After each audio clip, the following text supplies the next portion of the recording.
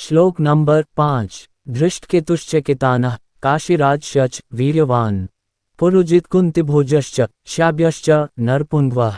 इसका अनुवाद है, इनके साथ ही धृष्टकेतु, चेकितान, काशीराज, पुरुजित, कुंतिभोज तथा शाब्य जैसे महान शक्तिशाली योद्धा भी हैं। श्लोक नंबर 6। युधामन्युश्च विक्रांत उत्तमौजाश्च वीर्यवान सौभद्रो द्रौपदेयाश्च सर्वैव महारथाः।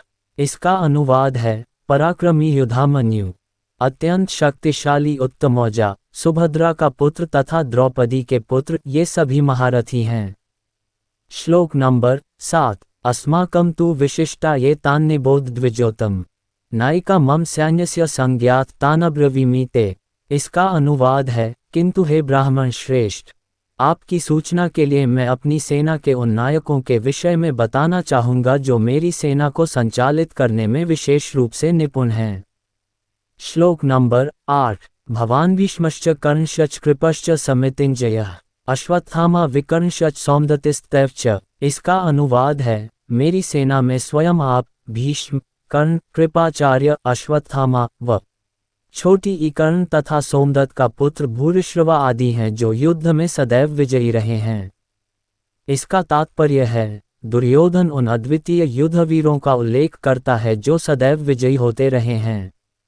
विकर्ण दुर्योधन का भाई है, अश्वत्थामा द्रोणाचार्य का पुत्र है और सौमदत्ति या भूरिश्रवा बाहलिकों के राजा का पुत्र है।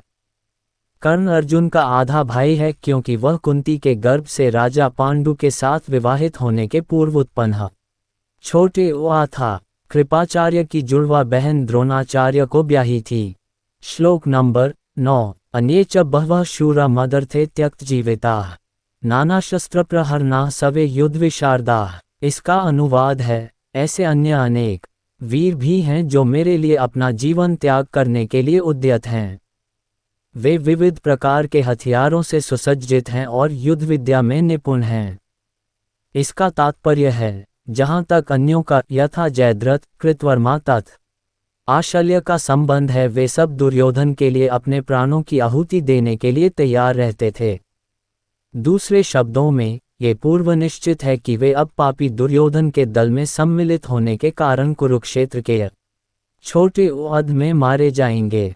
निस्संदेह अपने मित्रों की संयुक्त शक्ति के कारण दुर्योधन अपनी विजय के प्रति आश्वस्त।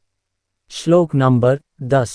अपर्याप्तम तदस्माकं बलम भीष्माभिरक्षितम पर्याप्तम त्विद्मे तेषां बलम भीमाभिरक्षितम। इसका अनुवाद है, हमारी शक्ति अपरिमेय है और हम सब पितामह द्वारा भली भांति संरक्षित हैं, जबकि पांडवों की शक्ति भीम द्वारा भली भांति संरक्षित होकर भी सीमित है।